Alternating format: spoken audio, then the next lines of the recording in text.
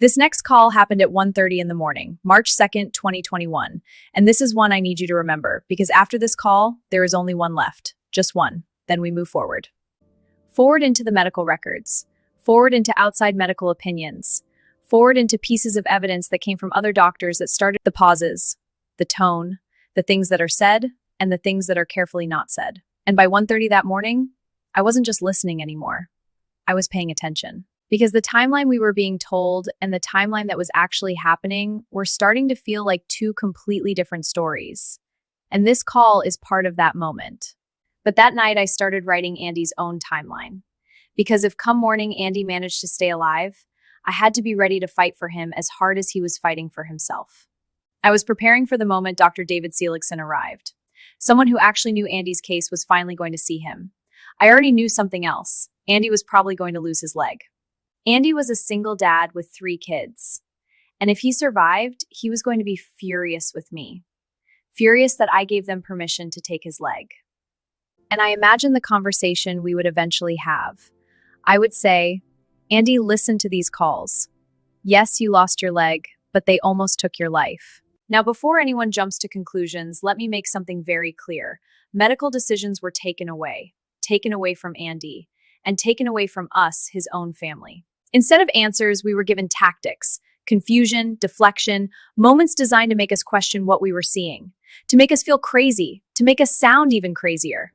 So make sure you like this video and subscribe to the channel. And don't forget to click the clue bell so you don't miss what comes next. This one makes you use your thinker. Let us know what you think in comments. Now, let's listen to the call. Hello. Hi, who am I speaking with now? This is Ellie, his sister. Ellie, this is Jackie. I'm calling to update you. Your brother's condition has continued to worsen, unfortunately. His blood pressure is becoming extremely low and is not responding to anything that we've given, any of the medications we've given. It's continuing to fall. I spoke with you earlier about his oxygenation and saying that kind of put him at risk for a cardiac arrest and multi-system organ failure at the least. This is another situation like that. With his blood pressure this low, it cannot perfuse his other vital organs. Right. And I'm trying to tell you that his left lower ankle, the upper artery and the lower artery is preventing this. I spoke with his doctor today. His bone doctor from Louisville is supposed to contact you all in the morning. Cash and them know all of this. Okay, I don't think he's going to, I think there's a chance he might not make it to the morning. Well, hopefully that he will. That's what I'm going to tell you.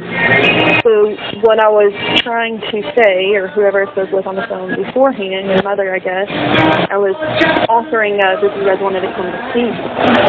I think there's a strong chance that he won't make it through the night. Right. I mean, I hope he does. Right, but I get that. I would hate for that to happen. Right. You guys not at least get 20 but here's minutes you can come in. Wait, and we have. I was there last night after, I guess it was around 8 o'clock. They let me come in after hours.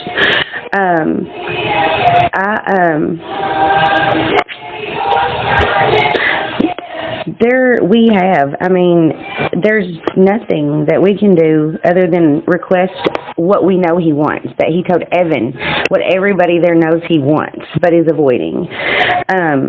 He was put on that ventilator for the mere fact of to let his body rest. We're in the midst of trying to find out how he can go into a hospital at Litchfield with a leg pain, lower ankle, and has been since the middle of December 11th, and has now been told, being told that he's on a ventilator. And I just need you to listen. They have told me this every single night for about a week and a half. I know a good week solid. And I need him. They have told you what? They've told me that this is going to happen. But it was going to happen a week ago, and it didn't. And so I come in, and I talk to Seth. I talk to Dr. Brasher, or however you say his name. I talk to Cash. Right. We had this all set up, a plan of what they're going to do and what they know I need them to do. They know. That's the whole point of me coming in last night. And so then tonight, I had a good day. I got a great day, an update with Cash. I finally was getting somewhere, as I thought.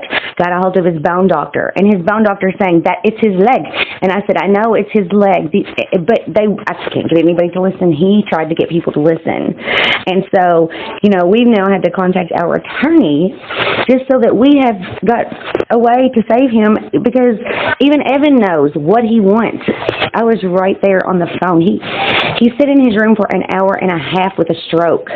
Where were you all at then? Because he sent us a message because no one would come at 11:37 p.m.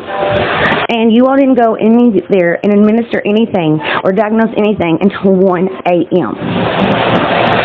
So that's I know. I don't think that's true. Yes, that is true. No. What are you talking about? So he had a stroke. He had a stroke. At 11:37, he sent us a picture because you all wouldn't come in there, and his lip was already sagging. But I did not see it until I was told about the stroke until the next morning. So, okay. I apologize for whatever happened back then. I am calling you because he is decompensating right now. Then you need to call Dr. Brasher and figure out what he wants. Okay, then I need to. Where's he at? We want you. Okay, well, I'm telling you that he should make it. You just start him back up. That's what we have to do. And I don't know why I'm having to go through this all over again. Listen, you cannot. Where is Cash? Always start someone back up. Where is sleeping? I know that. You think I know that? You all are the reason he's like that. Don't you think that attorneys don't know that? Don't you think that other hospitals don't know that? Okay. Don't you think? Okay. And I'm telling you right now. I just wanted to offer you to see if you wanted to come in. I'm telling you right now, if something does, it's going to be awful fishy, just like this whole experience. He goes into your facility with a leg pain. He schedules stat flight with Norton's. And when his respiratory therapist from your facility left that night, he was scheduled for Norton's. But then the next morning it got changed. Nobody can tell me why. Nobody. But everybody knows that I've got all these proofs. Well, I know you can't. Nobody there. I hope that if you are ever put in this situation, I don't think that you are. Ma'am, I just wanted to call and update you on his current condition because, like I said, well, your all's update. If he doesn't make it through the night, I wanted you guys to at least be offered to come in and be able to see him. Well, that was mighty nice of you. We are still doing everything we can, but there comes a point where we run out of things to do. Well, that's fine because Cash and whatever his doctor, they had a plan, and he doesn't decline until the plan gets altered by nurses and doctors. Okay, I will call you if something changes. All right. If you want to continue connecting the dots, find the clues, and solve the mystery, don't forget to like, subscribe, and share our channel. Don't miss a clue.